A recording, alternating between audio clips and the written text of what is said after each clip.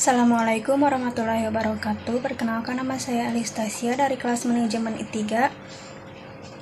Di sini saya akan sedikit menyampaikan tentang metode barat laut.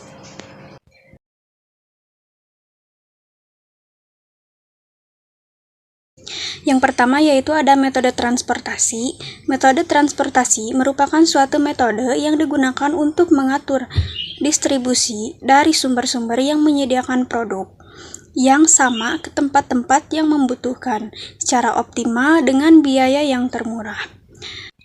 Alokasi produk ini harus diatur sedemikian rupa karena terdapat perbedaan biaya-biaya alokasi dari satu sumber atau beberapa sumber ke tempat tujuan yang berbeda. Selanjutnya yaitu ada langkah-langkah pemecahan masalah transportasi, langkah-langkah dasar dari teknik transportasi. Dari bagian ini, perincian untuk pemecahan model transportasi. Model ini menggunakan langkah-langkah metode simplex secara langsung dan hanya berbeda dalam perincian penerapan kondisi optimal dan kelayakan. Yang pertama yaitu tentukan penyelesaian visible awal. Langkah yang kedua yaitu tentukan variabel masuk dari di antara variabel non-dasar. Jika semua variabel masuk memenuhi kondisi optimal dari metode simplex, berhenti. Jika tidak, lanjutkan ke langkah 3. Yang selanjutnya yaitu langkah 3, tentukan variabel keluar dengan menggunakan kondisi kelayakan. Dari di antara variabel-variabel dalam pemecahan dasar saat ini, lalu temukan pemecahan dasar baru, kembali ke langkah 2. Selanjutnya yaitu ada penyelesaian visible awal, digunakan untuk menentukan penyelesaian awal dalam masalah transportasi. Ada beberapa metode yang bisa digunakan, antara lain metode sudut barat laut, metode biaya terendah, dan metode pendekatan Vogel. Masing-masing metode memiliki keuntungan yang berbeda. Metode sudut barat laut merupakan metode yang paling mudah, akan tetapi biasanya dibutuhkan lebih banyak iterasi untuk mencapai penyelesaian optimal dibandingkan dengan metode biaya terendah atau metode pendekatan Vogel.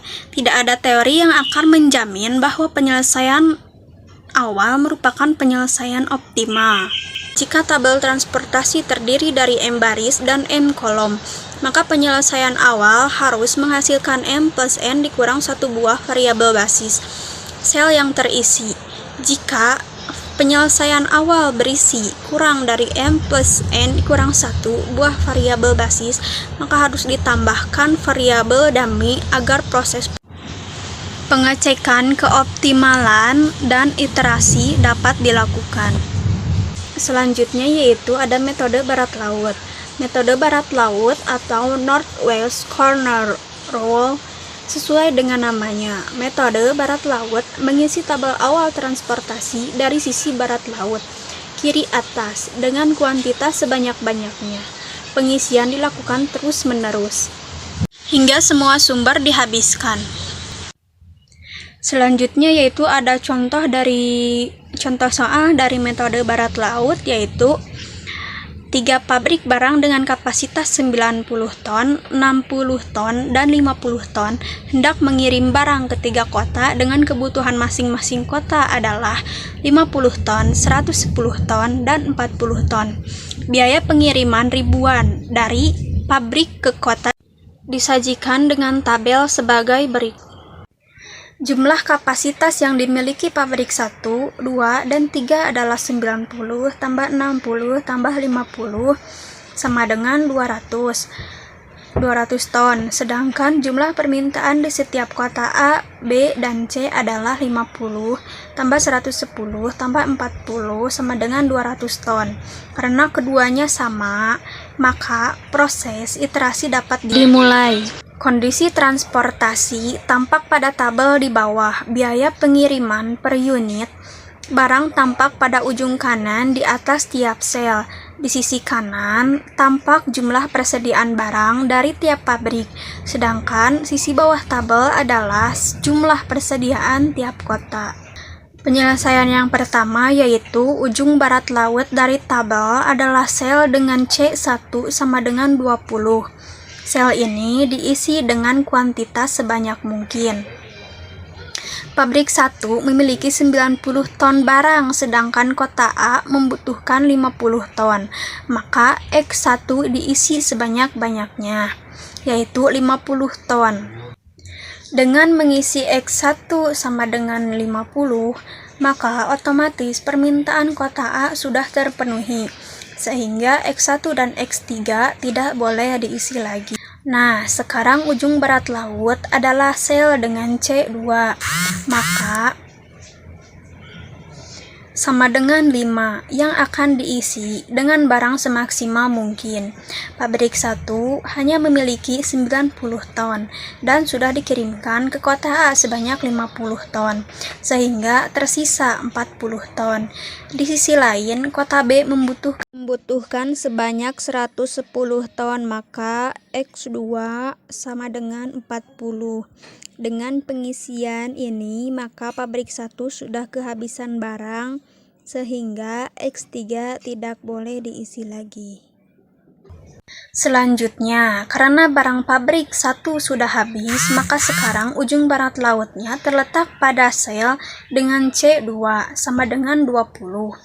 Pabrik 2 memiliki 60 ton barang.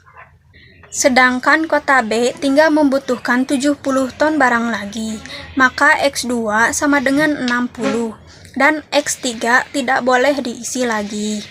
Demikian seterusnya sehingga semua barang terdistribusi.